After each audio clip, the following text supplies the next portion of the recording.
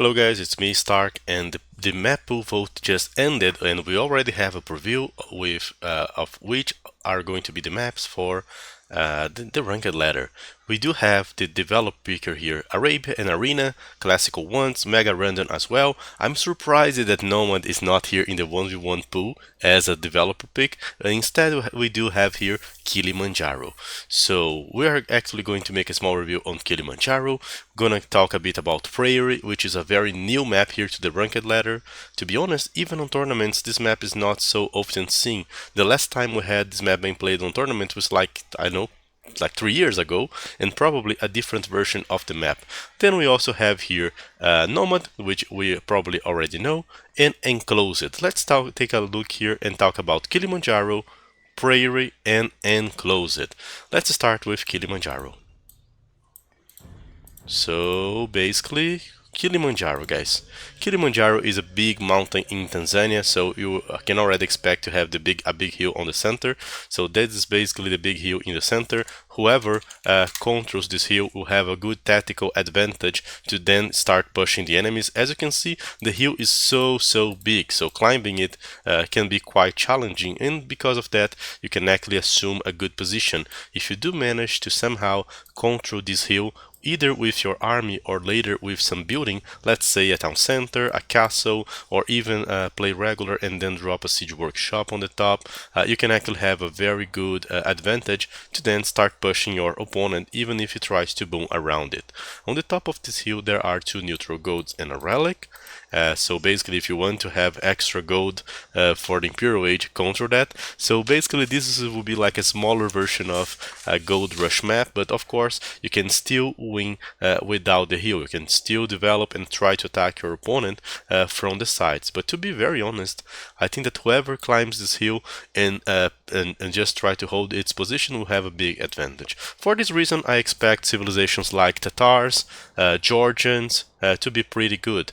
If you do play quite well with Castle Age civilization, with like for example the Huns or whatever civilization that you like to use to actually seek some advantage, like Berbers, Kittens, or whatever, you can just use your massive army to climb the hill and just keep at it. On the higher levels, I expect civilizations like Chinese to actually make quite a great civilization to play because of their eco. Even Mayans here, once you climb or just go for a castle age with massive army of crosswomen and eagles, once you climb it and drop some mangonels, you are actually going to be okay. By the way, you actually start quite far away from your opponent. You are usually going to have a mountain between yourselves, so in my opinion this is a good map to wall yourself within a smaller wall or try to get some bigger segment of wall. For example, let's say that I was playing here in the blue as a blue player. I could easily just complete some walls like this and then just try to make my buildings there. Let's say that I have a barracks there, a stable. So basically push some wall there, so push some wall to the other side, and basically we're just going to have a massive amount of space here to boom with two big gold piles there, of course. And not only that, but you can also have access to stone, wood. So basically this is a map where I could easily see myself going for scouts into cave archers or scout into crossbowmen and just dropping like new TCs to boom here on the side. Perhaps I can actually delay my town centers on this map to focus more on the military and try to get the hill for myself. About the other resources, there is also worth mentioning that you do have these chickens, but there are way too less chicken than in a regular map. I did run a few generations of this map and I just spotted like a maximum of 6 chicken. So in my opinion, it's worth a lot more to just mill on your berries and collect the chicken here with like small groups of villagers without actually using it. So if you do have a civilization like Georgians or Armenians, it might worth to use your mule cart on the start for the chicken start, but later I would actually mill the berries and not mill the chicken on this map, different from Arabia. There are 2 big elephants and a good pack of hunting here, which can also vary in quantity, which you can lure, so there's plenty of food for you to use. About the ships, they just have the regular number. About the walls, guys, as I said, it's easier for you to, let's say that you are just going to make like a barracks there, a stable here, and then you just complete your walls here, protecting your base from opponents. Of course, trying to use wood as a leverage for you to have a good wall.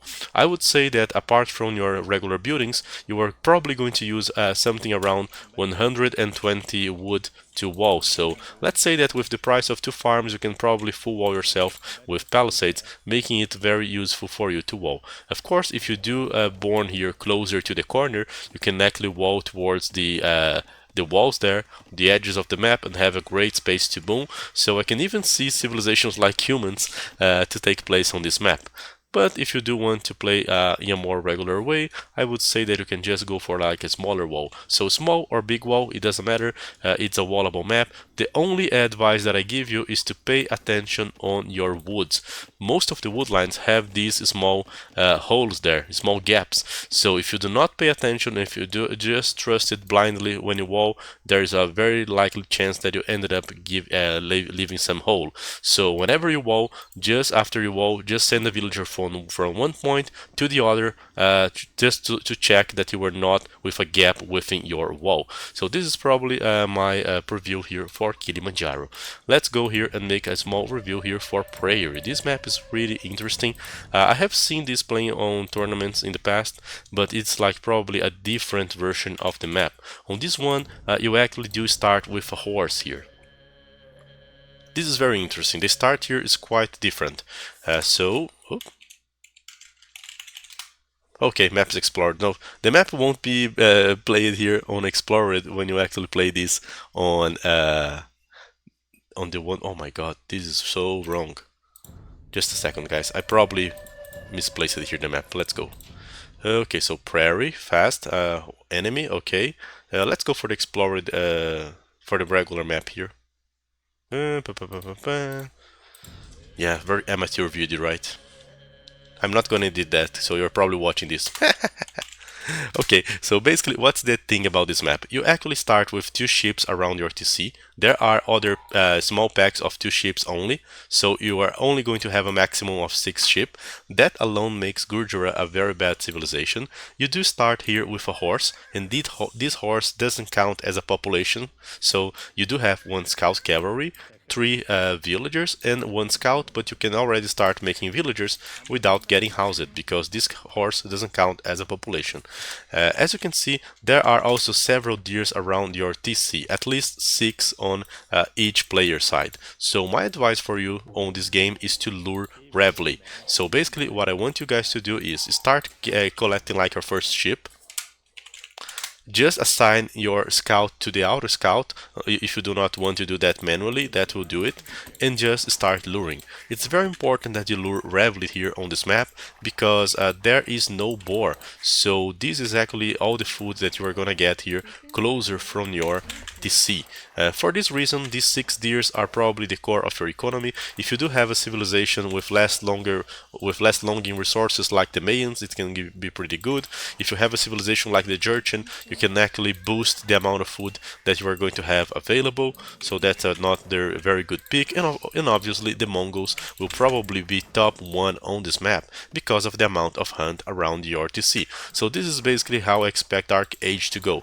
The horse starts clearing the map for you while you are just luring here on your base. That said, let's take a look here on the rest of the map. You do have regular golds and stone, and there are a big packs of hunt guys closer to you, so you are actually gonna find these big packs here of fruits and berries and hunt. So if you are like a Mongol player, I would say that the best play is to start here luring heavily, Mongol or any other civ. Just start luring heavily, and if you do want to take the risk, go and mill this area. If you make a mill on this area, you can still lure several of these hunting units, several of these deers. You can even later use your scout to aid after you lure your 6 initial deer, and then you can collect this. Of course, if you do want to avoid the risk of going outside to lure, you can actually just mill this small pack of berries. And of course, if you do have a farming civilization such as Khmer, Slav, Poles, you can actually exchange your hunt for going towards the the farming eco instead. Still, I would say that if you do have a civilization like Mongols, Georgians, Khmer, you can actually do pretty well on this map. As you can see, the wood lines are not so small, but there are not a lot of wood on this map, making it a bit harder to wall. You can still wall the map, but as I'm saying here, you are probably going to use way too much resources. Your walls are going to be way too big, so defending here with walls only or a small amount of army might become a bit more tricky than it is in other maps or like in Arabia map. For this reason, I'd say that an aggressive play during feudal age with a good amount of army will probably give you best shots of winning there. Regarding the units, scout opening can be good. By the way, if you do want, you can actually drop a tower here to protect this area so you can still keep collecting those resources. I can obviously see some greedy players trying to go for Reveille for this area, even placing, for example, a lumber camp there later on and try to get these resources. There's also a small amount of gold here on the map, but you have no guarantee that it's going to spawn near to your hunt. For example, if I was this guy here, I was the blue player, I would actually go towards this area. If I'm the green player, I'm probably going towards that area, and protecting these with a tower and a few spearmen and scouts can actually be pretty good. I don't know how infantry opening will take place here. I'd say that civilizations such as Sicilian, Goths, Japanese, Burmese, whatever civilization you want to play and open with infantry can actually be very good because you can try to punish your opponent right there. As you can see, it's not so simple here to try and protect this area. Even if I drop a mill there, making some walls here would require a lot of attention, and then I would have to survive from the men-at-arm attacks while just using here my berries. There's a good chance that I just leave a gap open, and I would just be sure that I could still collecting these resources after dropping a tower. So I'd say that opening men-at-arms or scouts and going right away towards this location can actually punish your opponent. For this reason, some players might actually play a bit more passively, just trying to use a small amount of food from their TC and farming Reveille. So Khmer is a good approach, is probably going to be a good civ here. Mongols obviously top one, and I can even see players trying to go for the Cumans. It's worth noticing that there is a boar here, guys, close to this location. I don't know if in all map generations, I did generate a few which didn't have the boar. Unsure if it's a bug or not, but still a bit far away from your TC, you can try to get this boar, or you can just use this mill that you are probably going to build here to take the boar as well. So go for Mongol, Georgians, try to go for scout civilizations, or if you do play with civilizations such as like Japanese, just try to open men-at-arms and punish your opponent extra food source here.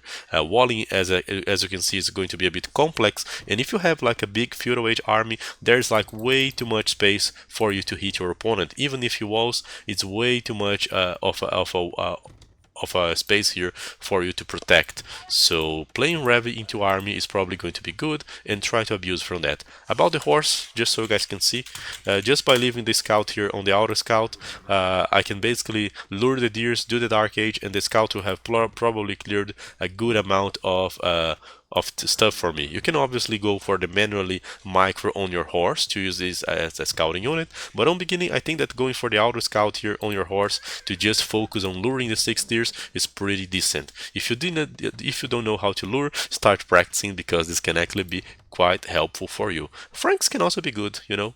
You can just build that and abuse from these, but obviously I would say that Mongols are probably better due to their hunting bonus. So we just did a small review into Prairie. Let's also talk a bit about Enclosed. Enclosed has been on the ranked before. Enclosed is seen very often on tournaments, and I have a few cents to give you guys about this map.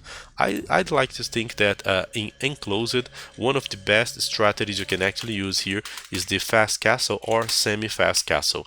As you can see, you are probably going to have a lot of food here on your map. So you start with the water buffaloes. You can also find a few extras there, so these already provide you extra food. You do have 2 elephants, and there are always 4 deers for you to lure. Those deers are also not so far away, so it's very simple to lure. Honestly, I'd say that you can actually go for two or three villagers on the gold and try to go for a fast castle. If your opponent tries to rush you, it's easy to drop like a defensive tower on that, or if you do not want to risk a fast castle, I'd say that it's easy to build your buildings like this. Just go for like a barracks here, then you just drop like a stable around this area and finish off the wall there. Do not wall so close to the TC, try to make this a bit wide, a bit larger here, because then you are just going to open extra room for you to place farms.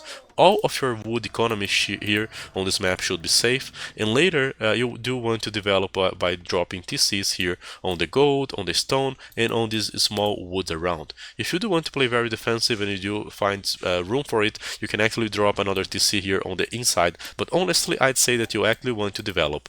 On this map there is a lot of gold, so if you keep developing and gaining map during the castle age, even a double gold composition is possible. So civilizations such as the Portuguese, Chinese, or just going to play with like both archers and knights can actually be pretty good. Camel civs can also be pretty good. Fast castle civilizations like Khmer are obviously excellent on this setting, and I have seen many players going for like mere Saracens and just going for a more defensive approach. You can still play on feudal age, but as I said, all of your economies, all of your opponent's food and wood is going to be safe. Obviously, you do not want to be like the AI and make a lumber camp here.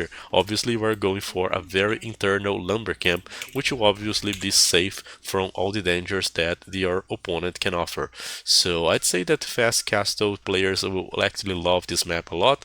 You were actually born not so close from your opponent. There are also 5 relics, and they are all on this small road towards your opponent. 3 on one side, 2 in the other, so you can also fight for the relics, and this map has a good chance of going towards the Imperial Age. I have seen excellent games being played on this map before, and I'd say that fast castle is probably one of the best approaches there, or a semi-fast castle. Just open like scouts, drop a tower here in your gold if you want, and you are safe to click to the castle age. If you want to play more aggressive towards the army, you can just open like scouts, transition into archers, or do whatever. I would say that archer opening here might also be okay if you have like a civilization like Mayan or Ethiopian. You can just open up archer, punish your opponent if he tries to do nothing, or just use your archer defensively while defending your gold position there. Mill probably here on the berries is the best spot, but I have also seen players even dropping like internal mills or even full works on this internal area of the map and not using the berries at all. So you can always choose not to use the berries and play with civilizations that have good farming economy, such as Pole, such as Khmer, Slavs, and so on. So this is basically the idea of enclosed, and I'd say that cavalry civilizations or double gold civilizations can also be pretty good. So this, guys, is the pre-release review. Once the maps are released on the ranked ladder, we can start addressing the strategies, the meta, and how these will actually develop. So these are just the first impressions.